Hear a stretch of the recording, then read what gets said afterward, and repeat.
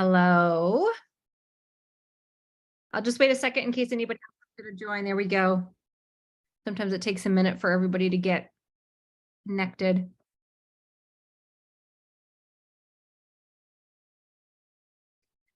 How was Springfest? About half the people left after the DJ. So meaning they I don't know anything about Springfest. So we had a DJ and then our main performer, who was Alec Benjamin, and all the people left after the DJ. So they didn't stay for. That's unfortunate. It's kind of funny. Well, was the weather nice here? Or Friday was not great weather, was it? Rainy. It was in the MAC though, so. Okay, so it was indoors. Okay. All right. Well, I want to get you guys started here because I don't normally like doing a review session right before the exam, especially if this is going to be something that somebody looks at later if they weren't able to make it. So real quick first, any specific things that you want to ask about before I sort of just kind of start going through and reviewing things? Lauren. Can we start early again tomorrow? Yes, thank you for suggesting that. What did we do last time? I just have to make sure that I do it so that it's sort of fair. I think everybody could make it, right? Nobody has an 8 o'clock class. What time did we start last time? Was it? I think 8:30, right? 8:30? Okay. Yep. Thank you for bringing that up. Let me make sure to put this right now in our chat. I do have an 8 a.m. class. But Adam, I think you're able to stay later, right? You don't have a 10, correct? Yeah. So that's right. That's how we worked it, that if you wanted extra time after, you could stay after. So yes, we'll do that. All right. I need to turn off my notifications so that these people who are trying to figure out what's going on with soccer practice tomorrow, that does not keep blowing up. All right. Do not disturb for an hour. Okay. New conversation. We get our notes at the end, correct? Yes. Yep. You'll still have that. So reminder, that is not how you spell reminder. Reminder. We will start tomorrow at 8:30 to give extra time. I think this worked out well last time, so you didn't feel rushed. So let's plan on that again. You'll still get 15 minutes with your notes at the end. All right. Apologies. I may send out extra messages as we discuss important things. All right. All right. Anything else before we sort of go through some review stuff? All right. So unit 7, 8, and 9. It's probably, I'd say a 60-30-20 or 60-35-15 split with lipids being sort of a primary. And then proteins being like 35%, nucleic acids being about 15. Okay. It's split up like other stuff. So I'll just kind of give you an overview.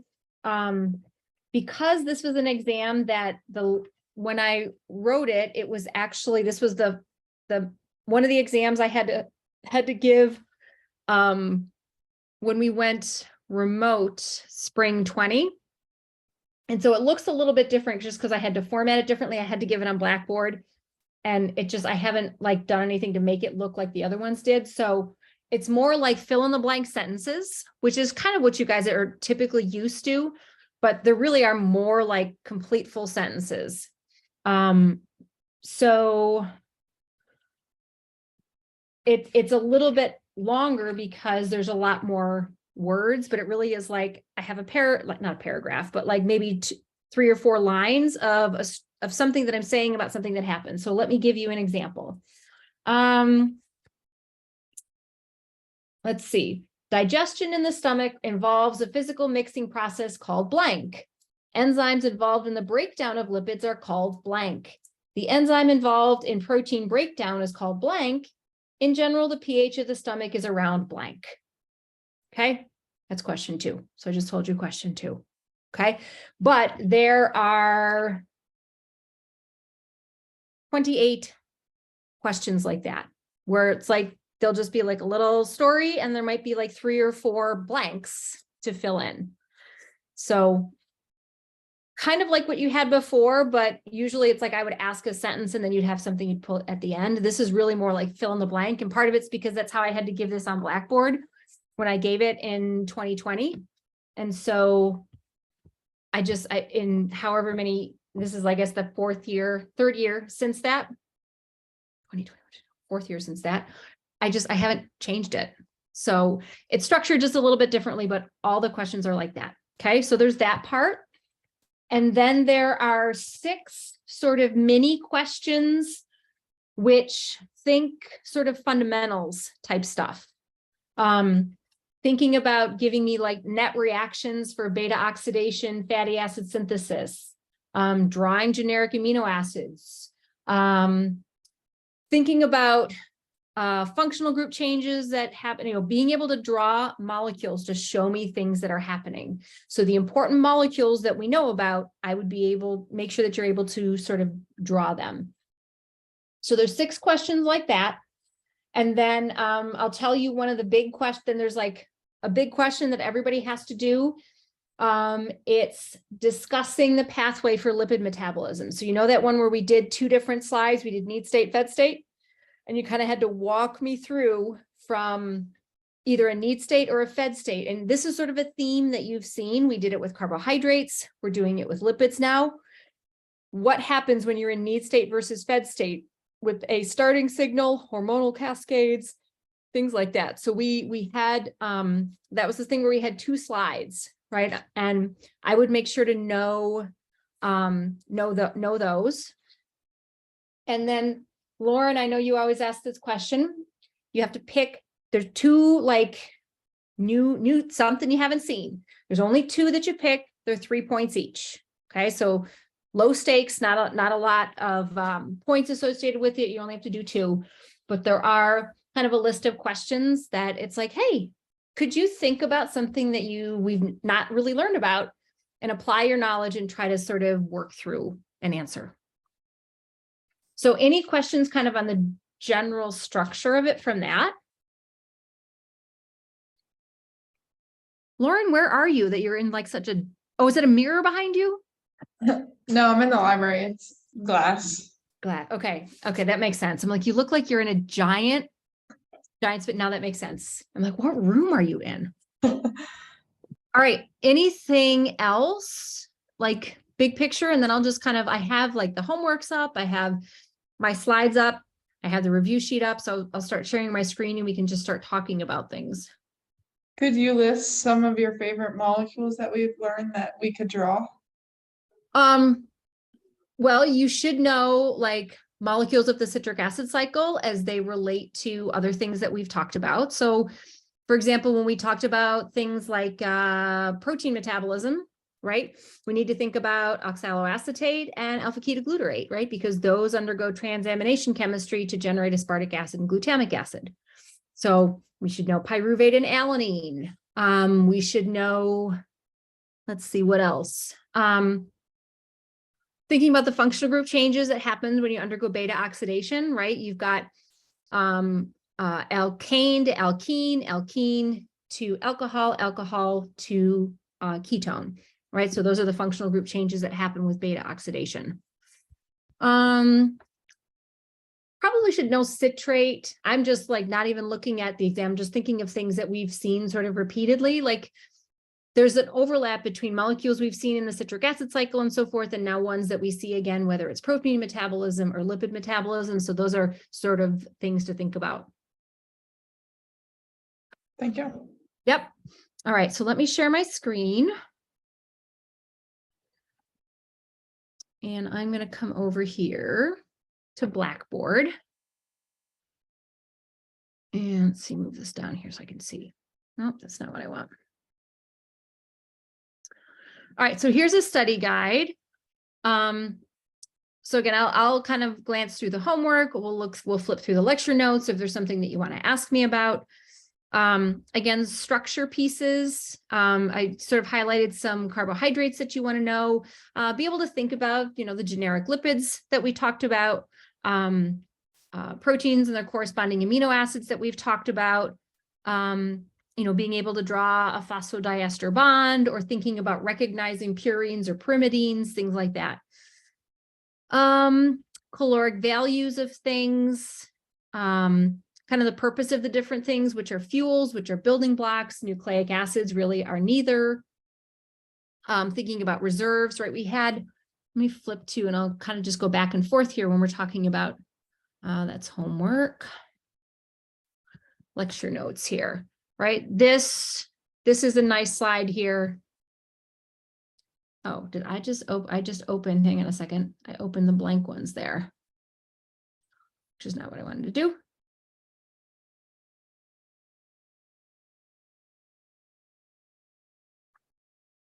Like this slide, right, is an important one that kind of has those details and pieces of information. So anything on sort of this structure piece? So I would know your fundamentals quizzes. I know I've been bad. Some of you have like maybe we're trying to get in to see me on Friday and because I wasn't able to do it. So you might not have passed it or known if you passed it, but you have access to those online. So just make sure you know sort of those pieces. Thinking about the digestion piece with lipid metabolism. So let me kind of go over here to notes, right? Sort of thinking about, why are these taking forever to load here? Okay. So when I did this as a video, I kind of split it up so it wasn't as complicated, but understanding sort of how we get to fatty acids intracellularly. Again, the steps of beta oxidation and fat synthesis. And so when I was talking about sort of being able to, and you guys had to know this for your fundamentals, but thinking about sort of the basic equations for beta oxidation versus fatty acid synthesis, that's those pieces there. Let's see. So again, I ran through that question that talked about the words peristalsis and bile and lipases, or which we can, phospholipases and lipases, same thing. Concepts of things just exiting the small intestine only if they're monomers, fatty acid binding protein. We did revisit, and this is something I hope you take with you, is remembering all those food additives that we think about. So we talked about sucralose, we talked about aspartame, we talked about olestra. So know what those are and kind of why we see them in our modern foods and sort of why they're either non-caloric and so forth. Passengers in the bloodstream, know these different lipoproteins and sort of what they're transporting, right? So chylomicrons are for dietary fats. VLDL, LDL, and HDL are for cholesterol. Albumin is for fatty acids. Understanding the process of receptor-mediated endocytosis, so some of the parts that happen with that. And then we talked about the differences between muscle versus adipose tissue utilizing fats and fatty acids. And so just kind of highlighting, oops, where did I want to go here? This guy. So again, this is the digestion piece in the stomach, small intestine. So this is where there's these pieces where we talked about, here's aspartame. Here was olestra. And then we talked about sucralose here. I don't actually have it specifically written on this slide what the structure is, but we talked about sucralose being sort of a sugar substitute. Spend some time talking about the importance of these different lipoproteins. So know these little tags. There's only two that I asked you to know. So ApoA1 is the tag that directs you to the liver. So things that have that tag are the chylomicrons and the HDL particles. ApoB100, these are the ones that go out to peripheral tissues. So that's going to be your LDL, your VLDL particles, and so forth. And as we'll learn when we do this on Wednesday's class, Wednesday's going to be the class I'll devote to blood work and sort of talking about different blood work that you might do. That ApoB 100, that is one of those really important markers, because when you get an idea of how much ApoB 100 you have, you really have a good idea of, that's really counting your cholesterol particles. So that's kind of an important metric. And then this was that muscle versus adipose tissue, talking about where fatty acids are going to end up going depends on whether you're in a need state, and the muscles can sort of take stuff up for use versus fed state, where it's going to be going into adipose tissue. And then the hormonal piece here is, you know, if you're going to in fed states, being sort of storing these and as triglycerides in adipose tissue, the idea is that you want to be able to tap into that when you're in a need state and not have to necessarily eat to have those. And that's sort of the important piece here, is knowing that insulin can put the brakes on this process, because if we really call this like a fat flux cycle, depositing fats, withdrawing fats, depositing fats, withdrawing fats, insulin puts the brakes on that withdrawal process. So that, I think, gets us through kind of this exogenous digestion piece, this endogenous sort of reserve piece. Catabolic and anabolic processes here was sort of the next pieces. But before I get onto that, any questions on that piece? Lauren? Is fatty acid binding protein the same as albumin? Good question. And no, they're not. So let me go here. They both do bind fatty acids, but where they do so is different. Okay. So fatty acid binding protein, let me find a place to zoom in and show here. So this is fatty acid binding protein. Fatty acid binding protein lives in the enterocytes in your small intestine. So they live in that cell, so that when fatty acids sort of come in, they complex with fatty acid binding protein, and then makes it look like there's no fatty acid inside your cells, your small intestinal cells. And so what happens then is you continue to pull it in. So to draw an analogy, remember how we've learned about glucokinase and hexokinase? Now that's new stuff. You don't need to know this, but that might be recent in your head. That when we take glucose and we phosphorylate it and make it into glucose 6-phosphate, it's almost like it's hiding and recreating that glucose gradient, so we can keep pulling glucose in. This is the same kind of thing, right? We are going to basically complex it with this binding protein. But your original question, fatty acid binding protein lives here. Let me see if I can zoom in here. Lives here in your intestinal epithelial cells. And then albumin, I don't have it on this picture here. Remember we talked about, we've got all of these little black sticks, which are fatty acids. They don't sort of like hang around free there. I think I've got another spot where I write, there we go. Albumin lives in your bloodstream. So good sort of connection that they both bind fatty acids, but albumin lives in your blood. Fatty acid binding protein lives in your small intestinal epithelial cells.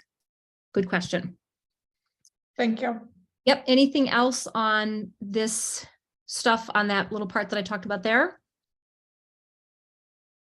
All right. So then we moved on to beta oxidation. So there's a few things and some additional transport things that we have to think about for beta oxidation.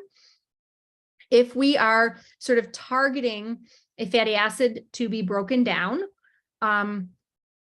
it's going to start out as a free fatty acid that's in the cytosol. So the first thing that we need to do is we need to activate it by kind of giving it a decent functional group, because there's not a good functional group on a free fatty acid. So we have it put on a CoA hat, right? So we have chemistry that does that activation. So we talked about the specifics of it here. Again, I'm never going to ask you, we really didn't do enzyme names or anything like from this point on. There's a few key ones that I've asked you to know, like ACC, right? I do want you to know ACC. But we really haven't talked a lot about enzymes. Here's one that we've seen a few times. So inorganic pyrophosphatase. Know that that's something that anytime something is going to be adding an AMP group on, you're generating pyrophosphate. And so if we have an enzyme that gets rid of pyrophosphate, that is going to make that reaction irreversible. So that's kind of an enzyme we've seen multiple times, but we put on that CoA hat, and then we've got an activated fatty acid that's in our cytosol, and then we swap out the hat that's on it by doing a trans-thioesterification reaction. And then once we put on that carnitine hat, then you can move into the mitochondrion, you switch your hat back on, and then the net is that you've moved that fatty acyl-CoA into the mitochondrion, and that is the rate determining step for beta oxidation. Once you get those fatty acids inside the mitochondrion, they're going to be broken down in that beta oxidation process. Okay, we didn't talk about any enzyme names here, but here's where I want you to know and be able to think about the functional group changes, right, that happen with beta oxidation. Know that it happens kind of from the business end of the molecule. It doesn't happen really from the tail. It happens from sort of the CoA part of the molecule. And again, we didn't learn any enzyme names, but I do want you to think about the functional group changes that happen there. Okay, so I'm going to flip back here for a second, because I think that sort of gets us through the catabolic process. We talked about activation, carnitine transport, and then the beta oxidation steps. Okay, any questions on that before I move into the anabolic piece? Okay, anabolic piece here. Oh, I would know the structures. You were asking Lauren about structures. Know the structures and names of your ketone bodies. Okay. So, and how they're interconverted. So we've got redox chemistry for the 2,4 carbon pieces, and then we've got decarboxylation to generate acetone from acetoacetate. This was just a summary slide kind of highlighting the differences, not only in location, but functional group changes, molecules that we see in terms of cofactors or coenzymes that are necessary. And then we kind of talked about, okay, what do we need to do if we've got excess fatty acids? Okay. Leo, you guys have met Leo, yes? This is Leo. He's trying to look at the puppy who's outside next door, but Leo, you gotta stay out of my space right now. So fatty acids destined for storage. And again, this starts with excess acetyl-CoA. We don't have acetyl-CoA transporters. So this is where we need to sort of use this sort of assembly of make it into citrate, export out citrate, make it back into oxaloacetate, and then acetyl-CoA that's in the cytosol. So once we have acetyl-CoA in the cytosol, that's a signal for a fed state. And again, now we're going to be doing fat synthesis. So tagging and activation that has to happen there. So this is stuff that happens with fatty acid synthase. Okay, so there's going to be an acyl carrier protein that's on there. And then we're going to have our fatty acyl-CoAs that are sort of out in the cytosol. So we're going to be able to load things onto our acyl carrier protein. Oh, Charlotte you want to say hi? Charlotte wants to say hi. Everybody wants to come up and be part of the review session. I know. You miss mommy. I was gone all weekend. I know. Know your B vitamins, right? That are involved in different spots. So, and then once we do our tagging, we need to activate one of our acetyl-CoAs for being a good nucleophile. So that means making it into malonyl-CoA. That's the money enzyme, right? We've got ACC that's involved with that. So acetyl-CoA carboxylase is what's responsible for generating malonyl-CoA. So once we've got an assembly of acetyl-CoA and malonyl-CoA, again, know the functional group changes, sort of the four names, sort of mnemonic that we had, not really a mnemonic, but condensation, reduction, dehydration, reduction, sort of that 4-step sequence that we know for fat synthesis.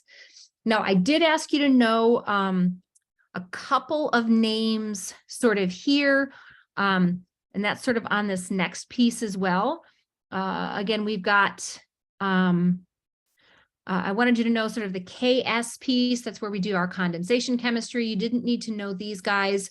But again, the functional group changes that sort of happen, functional group changes that sort of happen as we're starting to zip these acetyl-CoA groups together. This was probably one of the tougher pieces maybe to do without me. even as I'm going through this, I know these were things that you guys had to watch sort of on your own because I wasn't there. These are videos that I know I'll look back at. I'm like, oh, yep, that's when I was in Seattle. But so, you know, take a look at the details for this. Oh, yeah. It's okay, Charlotte. He's fine. So that is anabolic processes, right? So we've got excess acetyl-CoA that gets exported by conversion into citrate. We're going to activate it by having ACC, and then we're ready to sort of do our chemistry. Now, I will say there might be some stuff that's on this review sheet that we really didn't sort of go through some details on in terms of mechanism. We did not do any mechanism with you guys. But some themes to think about, right? That we've seen several ways that we can make carbons nucleophilic. You can deprotonate an alpha carbon, but a common theme that we've seen is the addition and then subsequent removal of carbon dioxide. So that's a trick. And here's some times that we've seen it. We've seen it with pyruvate carboxylase, and we've seen it with PepCK, ultimately converting pyruvate back into phosphenylpyruvate. Well, now the second time that we've seen that sort of trick is with ACC and fatty acid synthase.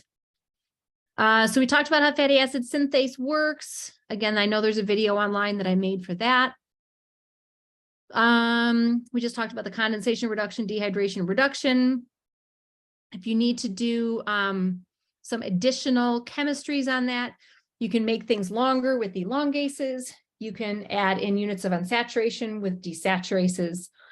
And then the last little bit here was talking about cholesterol. And I think this subtitle here is just pathway details. So I'm going to pause there for a second before I go and start talking about cholesterol. Any questions? So these are the two big slides. I would know these slides and, you know, be able to put it into words, not just take and like copy this down, but really make sure that you understand it. Because that's my only hesitation that I have when I'm just like, yeah, blanket access to your notes. Because then all I see is just literally like a picture or a word vomit back from even my notes. And it's like, do you even understand what that means? So that's not my goal, right? Is just to have you guys be like, well, I'm not even going to study this because I know this question is going to be on there. So I'll just rewrite it. And Lauren is laughing, but that's not my goal, right? Like I really would like, this was a kind of an important thing. So I'd like you to be able to understand this. So 2 different slides have to do with need state versus fed state. Okay. We talked about receptor-mediated endocytosis. Again, that's a process that can be used for a lot of different things to get brought in. We used it as a way to talk about bringing in LDL cholesterol particles. And so went through some of the steps talking about fusing with endosomes and lysosomes, recycling your receptors. So talking about different times that you could have processes like that go wrong, and they can affect your blood cholesterol levels. Let me come back here for a second. Oh, we hadn't gotten to cholesterol synthesis. So I'd hope that you would look at a structure like this and be like, hey, that looks like it's a cholesterol molecule or steroid or something like that. I mean, the goal at the end of this class is that if you were to see something in future, like in a commercial or on something, you could be like, I recognize what that kind of molecule is. So fundamentally, synthesis of cholesterol starts with acetyl-CoA. I want you to know that important enzyme HMG-CoA reductase, that's where statins operate. Were any of you at JP's talk? I don't think any of you were able to go to his senior seminar. Okay, he actually talked about statins. And so I was like, oh, be careful, JP, because I'm going to like, you're going to do a topic like that. I'm going to ask you lots of questions because I know you learned about that in biochem. But at the end of the day, carbon or cholesterol is a 30 carbon molecule, and we literally synthesize it from zipping together 2 carbon acetyl-CoA groups. So not really a lot with the synthesis of cholesterol other than, you know, the important enzyme here. We did talk about something called squalene, which is a 30 carbon precursor. We can see that on the next slide. Just some interesting chemistry where we take this 30 carbon linear piece, zip it together to make something that looks very cholesterol-like. And then it actually takes 19 biochemical steps to convert it into cholesterol. You do not need to know the structure or anything of that, but this is just kind of an interesting piece. But some names to know: squalene, linosterol, cholesterol, things like that. Let's see. We sort of talked about this need state, fed state, about fatty acid breakdown or synthesis. So those are those two slides that I showed you. Cholesterol, again, these are these two slides here, sort of talking about regulation of serum cholesterol. So the two main pieces that we talked about are uptake by receptor-mediated endocytosis, and then export using this ABCA1 transporter. So it talked about what happens in a normal situation, and then faulty on either side can lead to either high levels of circulating cholesterol, or a very rare sort of situation here, Tangier's disease, is where you have a faulty ability to offload cholesterol. So your cells just kind of keep getting filled and filled and filled with cholesterol until it ends up creating a pretty inflammatory state. So that is kind of these pieces here. Seeing if there's anything else that I didn't mention here. Okay, so that is a lot to do with lipid metabolism. The other ones are going to be shorter because remember, this is about 60% of sort of what you'll see in your exam. Any questions? Okay, protein metabolism. Oh, actually, let me just flip through and see if there's anything else. I think that's the end of the slides. And then this was just talking about the transcription regulation piece. I don't think there was anything specific that, obviously there was homework that had, excuse me, had mechanism questions. We didn't cover any of that, so don't worry about that. So hopefully you've had a chance to look through the homework, and if there was anything that you saw on the homework key that you're like, I don't understand that, or it doesn't jive with what I had on my answer. And a lot of these I'm like, hey, see notes. I'm not going to kind of recreate things, but obviously that's that picture where it's need state versus fed state. There's a receptor mediated endocytosis piece. And so I kind of put those in there. They're not necessarily the slides from this year because this was last year's key, but still the same content. Okay, let's move on then to protein. So again, we didn't talk about too much with the digestion piece. We've got water hydrophilic sort of pieces. So we talked a little bit about that. I have that on the next slide. But again, once you get to intracellular amino acids, doesn't matter where they came from. So the idea of a substrate cycle between proteins being catabolized to make amino acids and then anabolically being made back into proteins, this is sort of an overly simplistic way to think about the only thing we can do with amino acids is remake them into proteins. So you can take glucogenic amino acids and make them into glucose. You can take lots of different amino acids and make them into important metabolites. The big key is if you're not remaking proteins, you're not making certain metabolites, and you're not in a need state where you need to make glucose by gluconeogenesis, any excess amino acids can still be metabolized at 4 calories per gram. And again, this was part of your fundamentals quiz, but things that you need to think about in terms of when you might be breaking down endogenous protein. If you've got a protein that's malfunctioning, if you want to regulate by availability versus activity, or again, to have a reserve, this is sort of this piece, this glucogenic amino acid piece, if you're fasting. Little bit of stuff that we talked about here with digestion. Pepsin is the enzyme in your stomach that's going to help break down protein. Then you've got serine proteases in your small intestine. There's a good opportunity to review all the different activities that we know our pancreas can do. This happens to be an exocrine function. And then we talked about the importance of having only those monomers that get taken up from your GI tract, because if peptides enter your bloodstream because you've got leaky gut, this is again going to be something that can lead to sort of an autoimmune problem. Then we sort of talked about the differences between non-specific or lysosomal degradation and then specific degradation via the proteasome. So you do not need to like remember these names, but if something has a KFERQ tag, right, and you're talking about non-specific degradation, that's the lysosome. How that happens is you increase pH, you've got enzymes that operate in that space, and that's going to be how you break apart those proteins. And then you've got specific degradation, which has to do with attaching that small protein called ubiquitin, and that traffics proteins to that machine called the proteasome. And that's going to allow them to be degraded. So two sorts of situations that degrade protein. This is sort of a garbage disposal. This is sort of a very targeted way.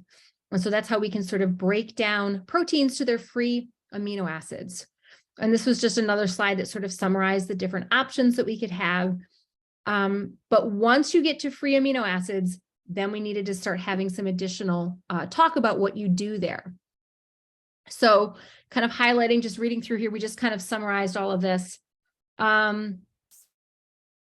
Here's the reasons. Those are three reasons why you'd break them down. Non-specific degradation is lysosomal. Specific is the proteasome.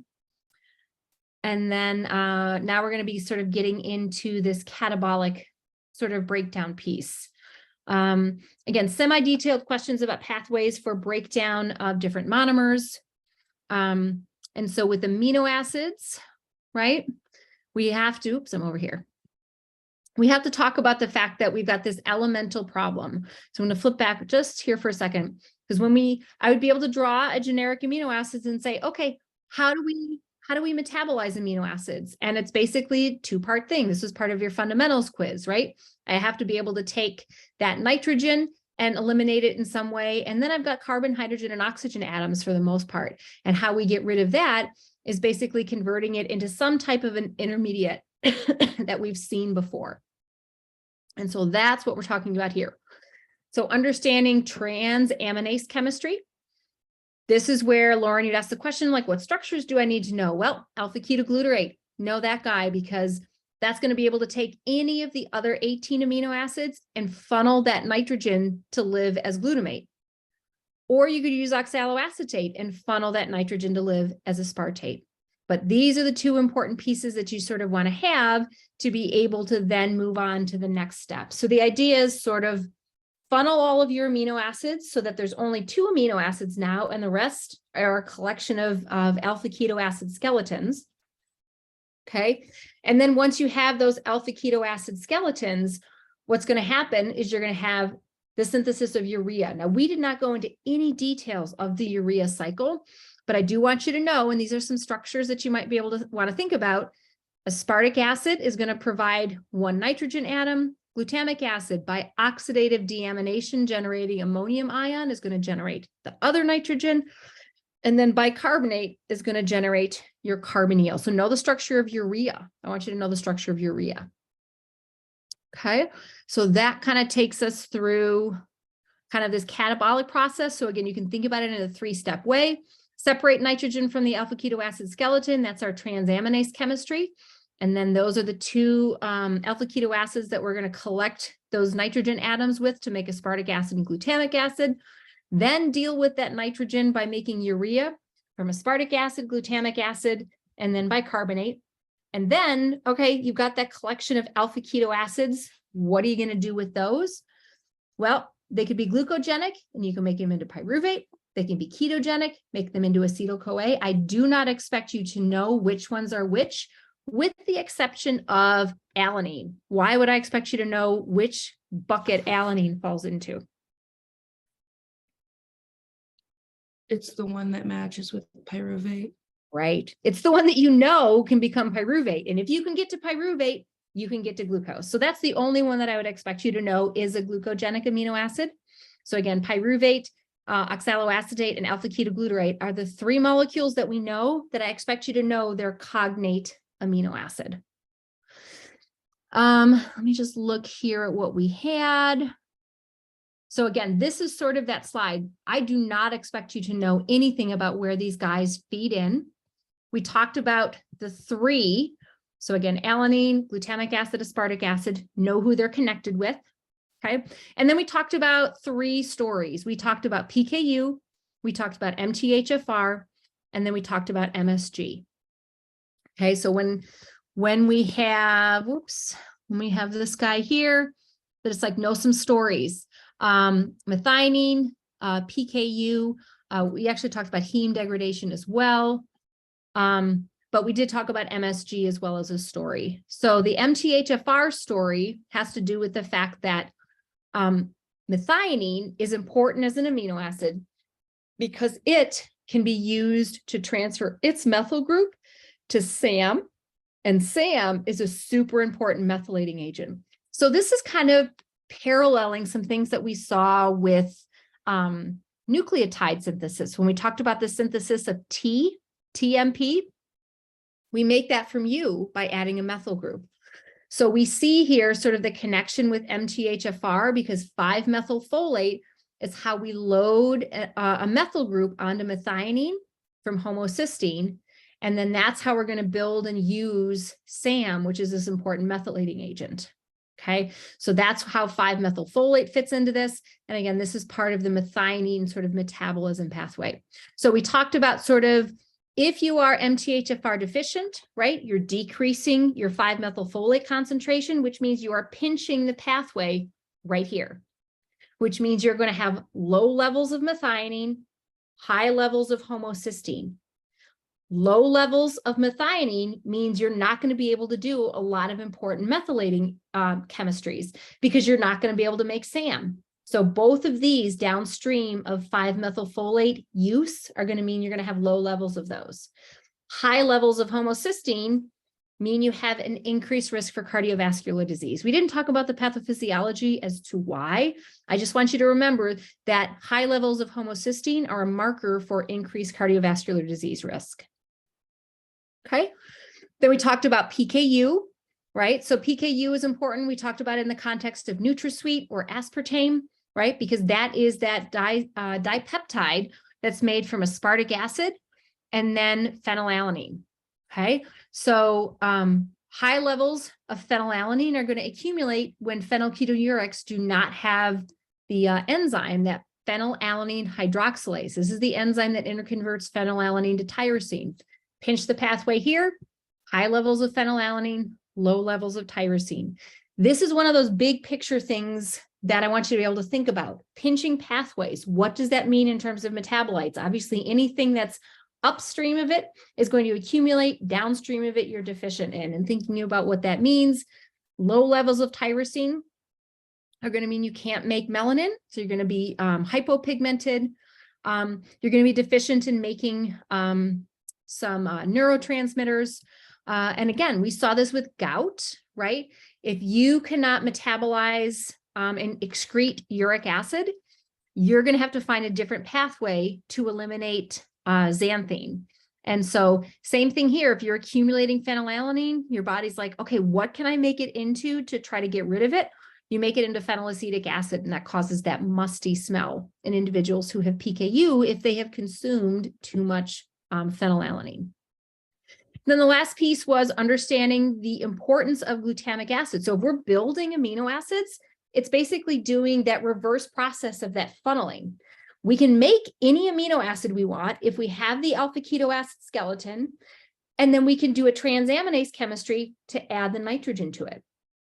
The source for that nitrogen to do the transaminase chemistry is glutamic acid. So that's kind of one of those important things that we want to make sure we've got a lot of. So that's why we have a taste for it, right? That's that umami taste. And then talked about heme just in the sense of, I want you to be able to recognize the structure of heme and understand, hey, that looks different than cholesterol does, right? And then when we think about heme degradation, this degradation process, heme is naturally red in color, but once we start degrading it, I do want you to know this guy down here, bilirubin. The inability to sort of get rid of bilirubin is what causes jaundice. So it was a disease state that we talked about.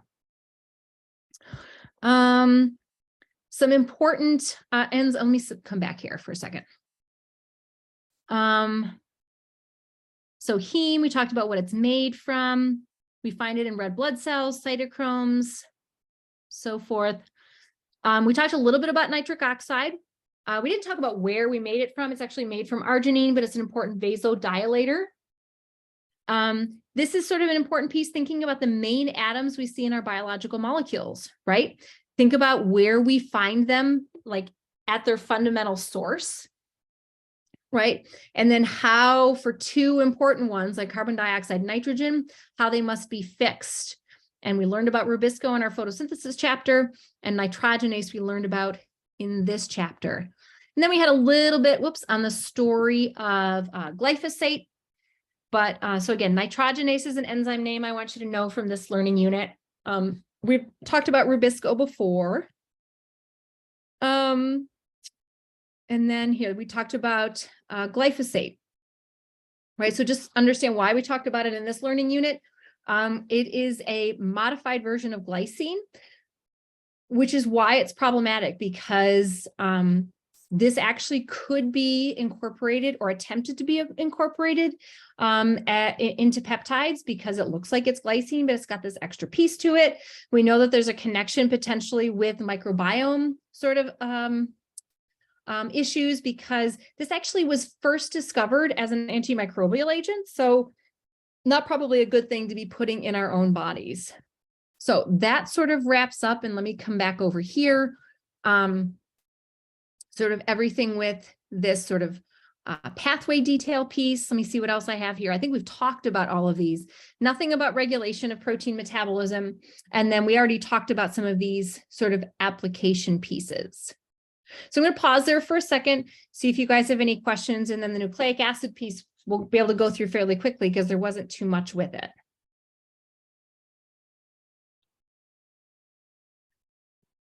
All right. Let me just flip back through, make sure there wasn't anything else I wanted to add with any of this stuff. Don't think so. Okay.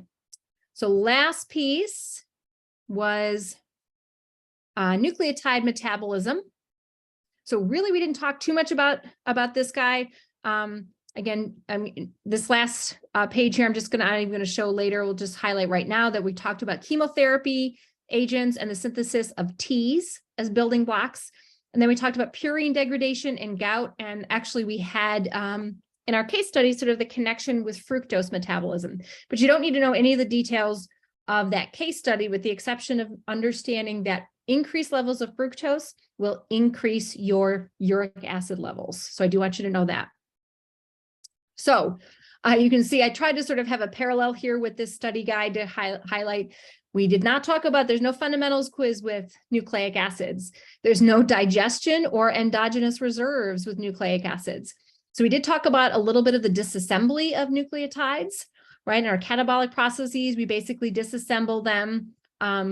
Once you snip off the phosphates and the sugar, which are the same, then you've got either pyrimidines or purine nucleotides. I do want you to know who belongs in which bucket. And really, it's the purine piece that's problematic, right? Because that's what's broken down into that common intermediate xanthine. And then the inability to excrete uric acid is going to be what causes gout. And so we talked about how sort of drug therapy can sort of assist with that. So that was all the way at the end here. Last slide that we had here, sort of talking about that. And I know that there's a video specifically on that. Anabolic piece. So again, the gout disease story has to do with a faulty breakdown. And then sort of hijacking some of the anabolic synthesis piece is sort of the chemotherapy angle. So when we talked about building these, and you had a homework question on this, pyrimidines are basically synthesizing the base first and then adding it onto the sugar. Purines are starting with the sugar first and then building the base on top. Kinases are going to be what add on phosphates and so forth. Highlighting that we build the riboflavors first. Okay, so this was a great slide here to sort of summarize that. We synthesize all the riboflavors first. And then that important enzyme, ribonucleotide reductase, is what synthesizes the deoxyflavors of all of them. but highlighting there's this weird intermediate in deoxy-U that's not used for anything other than to make deoxy-T. And this piece right here is where we monopolize with some chemotherapy agents. So I'll kind of move over to that in just a little bit here. Let's just see if there's anything else to add. Yep. So the chemotherapy sort of piece is what we're sort of getting at here. And I'm just going to go to the slide to sort of highlight that. So when we're making deoxy-U into deoxy-T, we're basically adding on a methyl group. So there's a few enzymes that are important for that. Two I want you to know by name. Thymidylate synthase is the one that directly adds the methyl group to DUMP to make DTMP.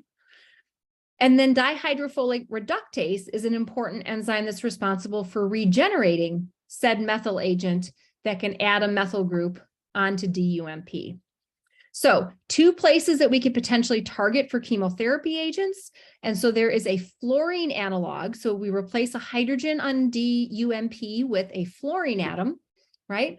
And that's going to be what they call suicide inhibitor. It binds really strongly to thymidylate synthase, so it gums it up and it can't bind its native substrate. Okay, so decrease concentration of DTMP, that's going to slow DNA replication. Another place that we could kind of tap in here is we can say, well, this enzyme is still going to work, but if you can't provide the methylating agent, which is this N5-N10 methylene THF, you don't need to remember that name, but this guy's the methylating agent. If you can't regenerate the methylating agent, then you're not going to be able to do this chemistry. So the net outcome is the same. You decrease the concentrations of DTMP, and that's going to slow DNA replication. Okay, so important sort of anabolic pathway that we interfere with to slow DNA replication, and that's a potent chemotherapy drug, because the problem with cancer cells is they never stop growing. Okay, so that is going to be a way that you can selectively target more cancer cells than normal cells. All right, so that was sort of a whirlwind run through the study guide here. Any questions that you guys have, or anything you want me to explain a little bit more?